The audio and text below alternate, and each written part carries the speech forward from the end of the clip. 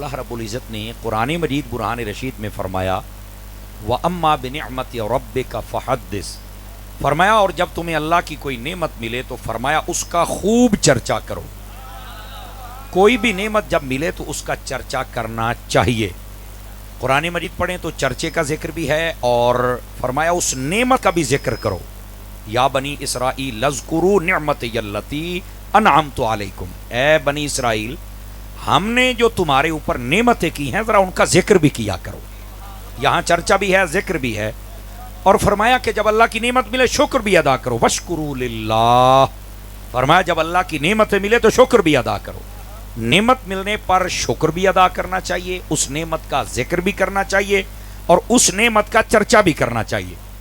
اب ان تینوں چیزوں کا کیا مقصد ہوتا ہے؟ اس کا مقصد ہوتا ہے کہ بندہ اللہ کا فرما بردار ہے، اسی لیے وہ اللہ کی نعمت ملنے پر دوسروں کو بھی بتا رہا ہے، ذکر بھی کر رہا ہے اور شکریہ ادا کر کے اللہ کا مقبول بندہ بھی بن رہا ہے.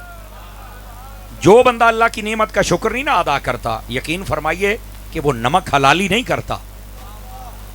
اس لیے حدیث شریف میں فرمایا گیا جو شخص اللہ کے بندوں کا شکریہ ادا نہیں نہ کرتا، فرمایا وہ اللہ کا بھی شکریہ ادا نہیں کرتا. اس واسطے جب بھی کوئی آپ کے ساتھ اس نے سلوک اچھائی کرے تو فرمایا اس کے ساتھ بھی ذرا شکریہ والا معاملہ فرما دیا کریں.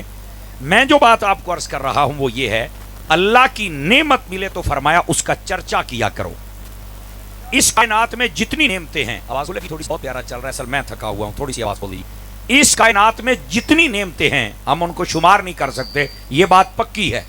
توجہ ہے جی حضرات، ہم نہیں شمار کر سکتے کیونکہ قرآن میں میرے رب نے فرمایا وَإِن تَعُدُّوا نِعْمَةَ اللَّهِ لَا تُحْصُوهَا، فرمایا اللہ کی نعمتوں کو تم شمار نہیں کر سکتے. بات بالکل ٹھیک ہے، لیکن ان نعمتوں میں جو سب سے بڑی نعمت ہے اس نعمت کا نام ذات مصطفیٰ صلی اللہ علیہ وسلم. بہت شکریہ آپ حضرات کا کہ 12:30 بجے بھی جاگ رہے ہیں آپ. توجہ فرمائیے، سب سے بڑی نعمت میرے آقا کریم کی ذات اقدس ہے. آپ ذرا اگلی بات سننا، سٹیج والے بھی بول سکتے ہیں، علماء تو علماء ہیں، میرے جیسے ضرور بولیں گے، اور وہ یہ ہے اس کائنات میں اگر میرے نبی سے بڑی نعمت کوئی نہیں نا تو پھر میرے نبی کے چرچے سے بڑا چرچا بھی کوئی نہیں ہونا چاہیے.